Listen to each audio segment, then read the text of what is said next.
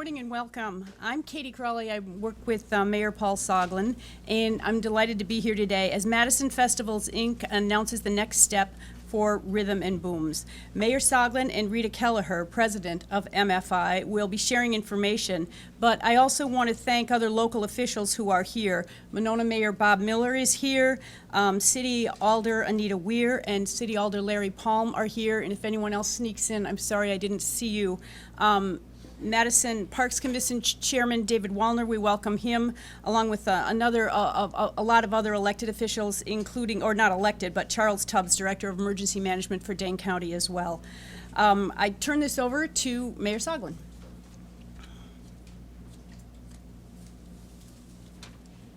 Thank you, Katie, and Katie and the city staff and the folks at Madison Festivals have done quite a bit of work in exploring the possibility of what we're going to discuss today. As you know, for about a year now, Madison Festivals has actually been the owner of Rhythm and Booms and responsible for its activities, which is the official 4th of July celebration here in Madison. Their board members this last week voted on the new plans. After considerable discussion with city, county, and state officials, Rita Kelliher is here to make the announcement involving the details for a single city fireworks display, which would take place most likely, I think, for next year on a Saturday. And we'll be scheduling a number of events, including a public hearing with the City Committee on the Environment so that residents can have questions answered and we can have discussions about this new proposal for the 4th of July. I, along with city police officials, will also be available at the end to answer questions about the event. Let me also add that the event will go through normal city processes in regards to traditional street use permits, and that with this venue, we think it's going to provide greater accessibility for far more people. Rita?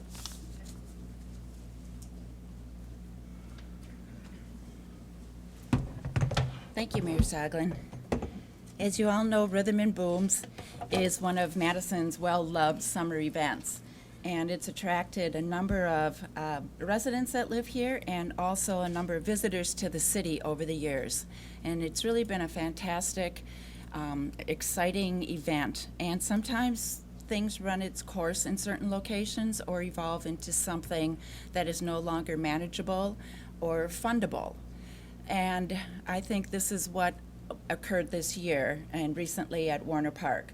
It was an event that we are no longer able to sustain financially due to lack of donations, due to lack of sponsorship dollars, and due to the extremely high cost of personnel to keep the event safe for participants and for the neighborhood. So we took a look at this event because we love Rhythm and Booms, and we really love Madison, and we want to keep it. And we thought, our board met, and we met with our wonderful event staff and said, what can we do to recreate this event? We started to meet with city staff and with county staff to troubleshoot all the different problems and things that possibly could occur and where could it be held.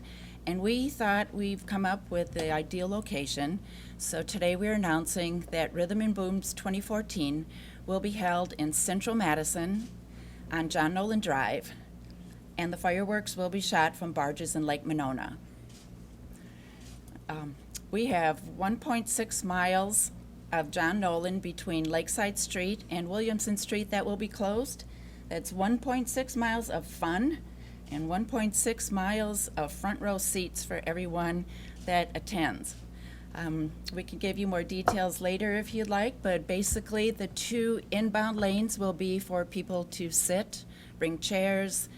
We may possibly bring in bleachers depending on the plans, but they can camp out along Law Park and enjoy the show from there. They can simply walk across to the first outbound lane, and that will be where all the food, beverage, and restrooms will be located. And the furthest lane will be the lane for police and fire rescue so that we can maintain the safety of this.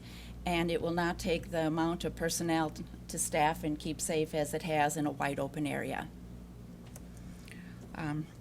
We would like to thank our sponsors. American Family has been our presenting sponsor for 12 years, and it's their continued commitment that will take this event forward. We have the interest of many other potential sponsors, but we cannot announce those at this time. More announcements will be coming later.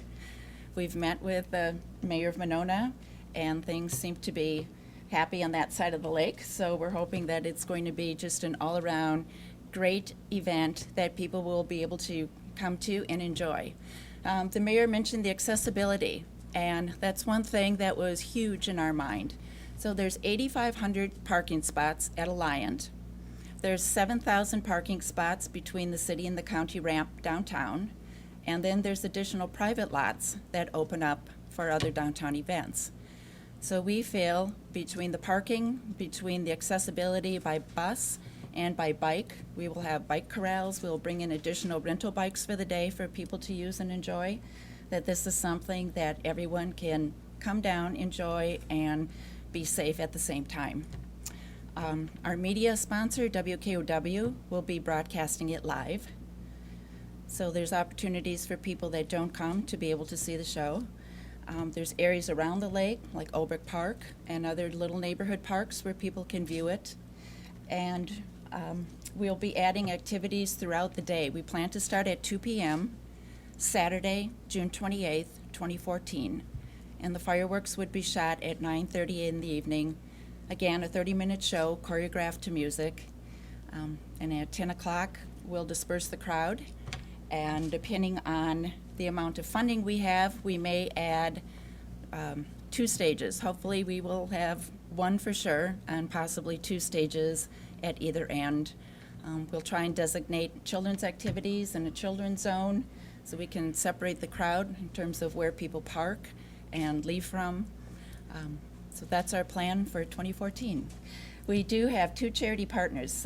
The mission of Madison Festivals, as was Madison Fireworks Fund, was to provide a free event for the city of Madison. Our mission also includes highlighting the city to visitors and helping local businesses. And the other part that we had in common was to help charity partners. And Madison Fireworks Fund had done that quite well for a number of years until they suffered some setbacks due to the weather cancellation. So those donations and things weren't as much as it had been in earlier years. But we've named 2 charity partners going forward: Clean Lakes Alliance and American Family Children's Hospital. So I think those are 2 very important groups that we hope to further their cause and get information out. Madison wouldn't be Madison without the beautiful lakes that we have here. So we're hoping to bring information and attention to that cause and help to improve the quality of the lakes. Again, fireworks are a number of injuries for children throughout the summers, so we'll be working with American Family Children's Hospital and the police fire department to promote safety and hopefully lessen that. And we also hope to get donations to complete the building of the additional 2 floors at American Family Children's Hospital. All right. At this time, it's undetermined whether this will be a city-sponsored event. Our other 2 events, the Taste of Madison and the Madison Marathon, pay for all government expenses. It depends on the amount of fundraising we can do between now and the end of the year. If we're successful enough, we would not ask for a city subsidy, but we may need a year to get to that point to be self-funded. So we will keep people informed as we make plans along the way. Thank you. Any questions? Was any of this decision made because of any environmental concerns? I know some people had concerns about the wetlands, and was Mhm. this decision? We always look at balancing every issue when we decide on our events and where to locate them and what to do. Primarily the safety of people and safety of the environment.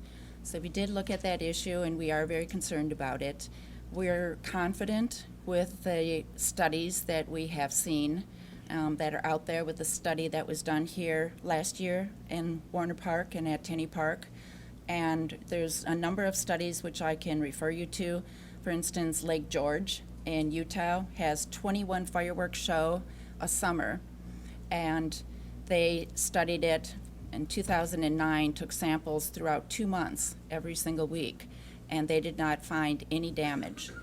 In fact, the leading experts on fireworks will tell you that it's advantageous to shoot fireworks on water, as the plant life reduces, it's called photoremediation, but basically it reduces the perchlorates to a negligible level.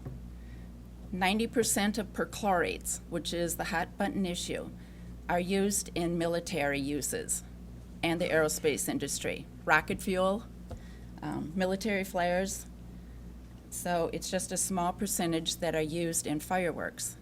And in terms of fireworks, the latest statistic I could find was 2007. And at that time, cities used 52 million pounds of fireworks. The public purchased 252 million. So perchlorates are in everything from sparklers to your safety matches to your airbag in your car. They help the explosion. And when things explode cleanly, they burn. And a leading fireworks expert has also confirmed through the tests that we had done in 2010 here that there are higher levels of some of the salts used, like sodium, magnesium, copper, etc., in a woman's central silver vitamin than there are in the fireworks. Traffic has always been an issue with rhythm and booms, especially, but Mhm. with rhythm and booms, it's just basically a headache on the north side. You guys are now shutting down a main artery to the isthmus Mhm. for this event. Don't you think it's gonna cause much more headaches than what would in Warner Park area? From the city staff that we've consulted, no, we don't think so. The entire city will be open through Johnson, Gorham Street, West Washington, East Washington, Park Street, Olin Avenue. So if someone comes off the Beltline, they can access Olin Avenue to get to Park Street and get through town easily. What kind of crowd would you expect? I'm sorry. Mayor Soglin had mentioned that this was going to be a single city event. Mhm.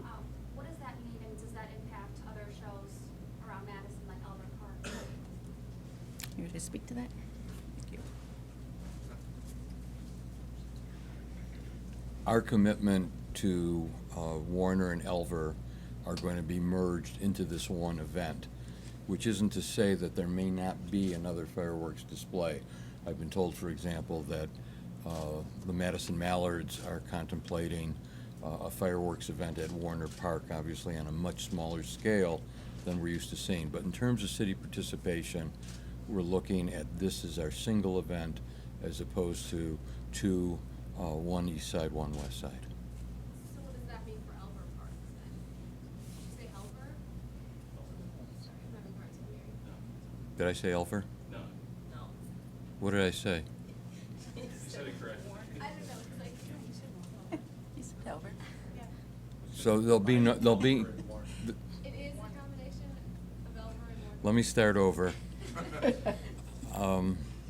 Traditionally, the city's had events at Elver and Warner. We'll now have one event at this site. Is that what I said?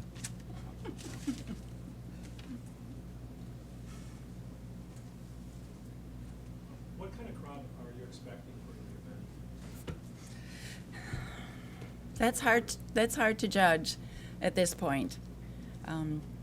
We're estimating on the size of John Nolan Drive and where people could sit along there to accommodate probably 150,000 people. But we also know there's going to be areas, like I said, at Olbrich Park to view it, along Brittingham Bay, along the many restaurants, homes, condominiums around the lake, and even from spots that are, further away at a distance, where they can view it like they did when it was at Warner Park. People viewed it from all over the lake.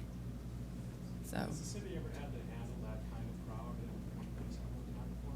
yes, Taste of Madison. We have approximately 250 to 300,000 throughout the two-day event, and they have safely handled that crowd. We have one arrest in 31 years. Isn't this smaller than we've had at Warren? Yes. Yes. At Warner Park, debris cleanup was an issue. How will that be handled at the new location? I believe debris issue cleanup at Warner was an issue in past years before Madison Festivals had the event. We do not believe it was an issue this year. Some of the photographs that were taken and put online were taken at 7 a.m. They knew that we were going out and starting our cleanup with volunteers at 8 a.m. I was out there myself for 2 hours, and we cleaned up every single speck of debris that we could find.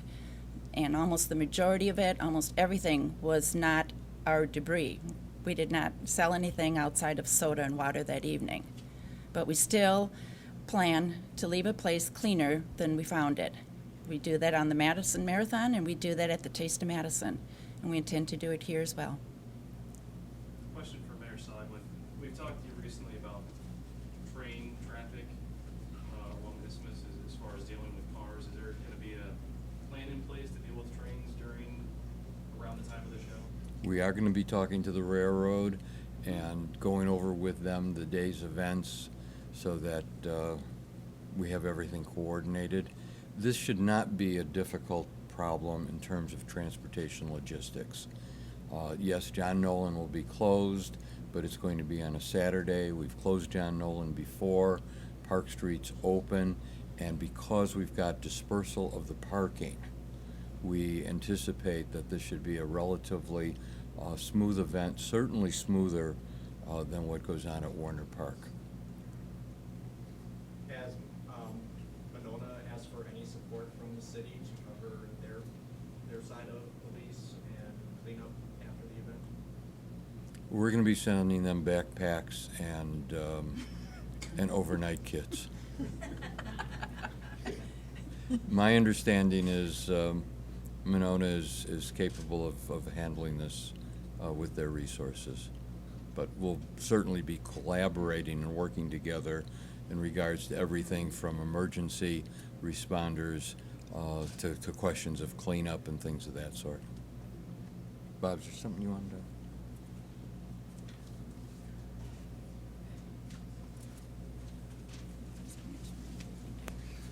I've had the pleasure of being personally involved since the very first Rhythm and Booms, and I'm as excited as I was that first day about this event. And having met with city staff in Monona, the only concern we had was the same one that many of us had, is taking care of the lakes. It's near and dear to my heart. I sit on the Ohio Lakes Association board and the Clean Lakes Alliance board, so lake quality. And in meeting with Mary, been assured and reassured that everything will be done to minimize any risk to the lake. From the city, we welcome you. I think the views are going to be superb from that side, and we're anxious to participate as the city of Monona with the city of Madison and the festivals. So, thank you. One other comment about cleanup. There's a Lake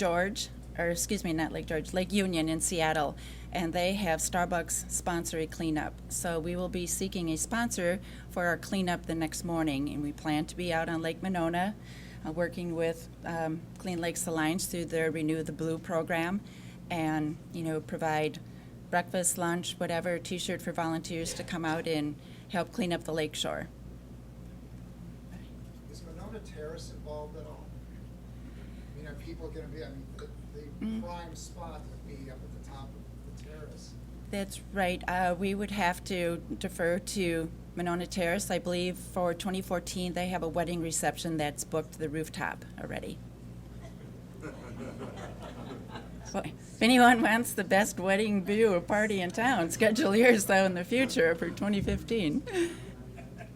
Yes? The problem with the Mifflin Street block party wasn't a good idea to start with, the way it seems, because you couldn't control the block party. What are you gonna do in a situation where this could happen again? We're very different than the Mifflin Street Block Party. We have 31 years' experience with the Taste of Madison, where we have 22 beverage stations. We have licensed bartenders at our event, and each of the alcohol booths, the beer and wine booths, are staffed with people that have taken the responsible server course. We've not had an issue with that at our events. What kind of food and beverages will be available? That's to be determined. We have a subcommittee of our board of directors that will be meeting to determine those rules, whether we just seek local vendors or whether we open it up to other vendors from outside the area.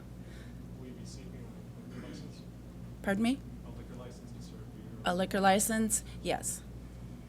So will John Nolan be like fenced off then or something, you know, to have, to contain?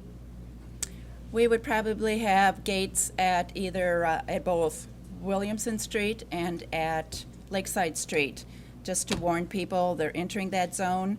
There's going to be a no cooler zone due to issues, security issues like you know happened at the Boston Marathon. So throughout that zone, we would keep coolers out. But our products are very affordable. We charge $2 for soda and water, and it's been that same price for 10 years.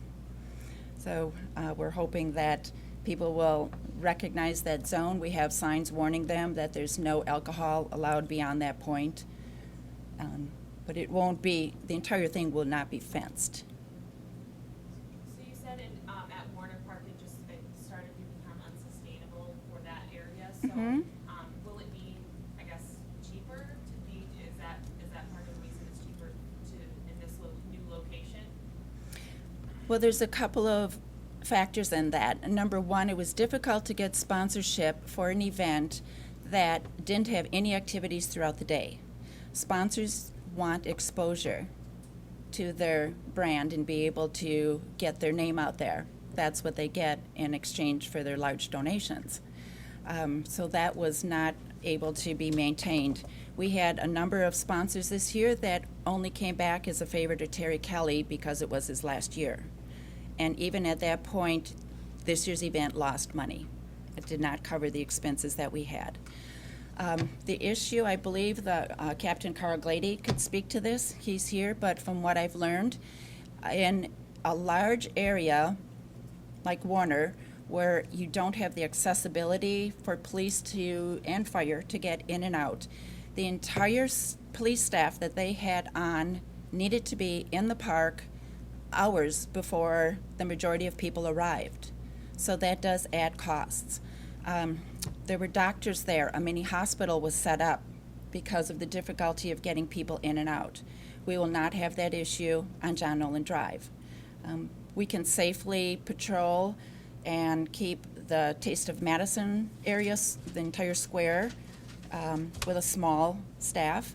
And they also have the ability to call in additional staff, which arrive quickly if the need were to arise. So we believe there will be substantial savings there. You mentioned the loss in revenue. Mhm. Was there also pressure from neighborhoods around Warner Park to perhaps move this event out of their area? From what I gather from the neighborhood listening session and from the emails and phone calls that we've got, it's mixed. A lot of people love it. They love it in their backyard. The other half hate it. I worked with officials for 33 years in my prior life, and I know that they're only right 50% of the time. So if we can get more than a 50% approval for this site, we'll be happy. Was that taken into consideration, though? Any concerns? Well, it was, yes. We don't want to be someplace where people don't want us and where there's problems that occur in the neighborhood. So that was considered. Mhm. Should there be any concern then with people like living in the downtown area? Should they I don't believe so. There's multiple events that are held downtown Madison, the Iron Man, you know, the Taste, the Art Fair in the Square. It hasn't been occurring.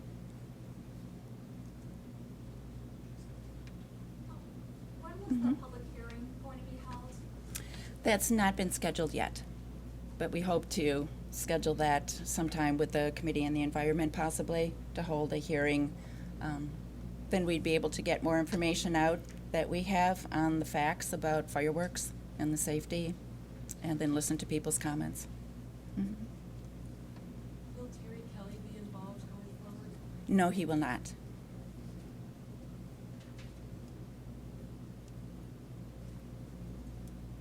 Anita? Could I just mention that Larry Palm and I are having a meeting tomorrow night at Warner Park Center for the North Side residents, so we can discuss what we might do in the future. Mm-hmm. 6 o'clock. Mm-hmm. Okay. And do you have an amount for how much this event usually does come to? An amount of city Yeah, like funding? City funding, I guess I would ask. Yeah. It's in the media packets that I handed out. Actually, I don't have a copy up here, but it's been close to $100,000 that the city has spent on both the police, fire, parks department, traffic enforcement, and a cash gift the past 3-4 years at least. Madison Fireworks Fund has paid in excess of that, and that's been dwindling the last few years, but they did pay in excess of it. They did not reimburse the city for all the costs. And it'll be around the same in the new location as well, or will that change at all? That amount? That amount, that will change. Okay. Mm-hmm.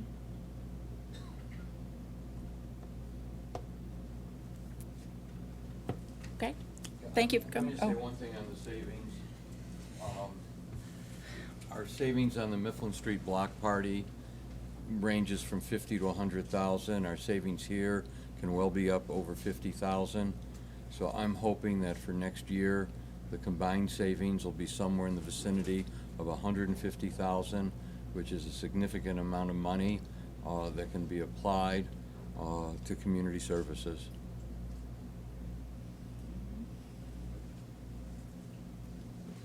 Anything else? Thank you for coming. Hope to see everybody June 28th, 2014.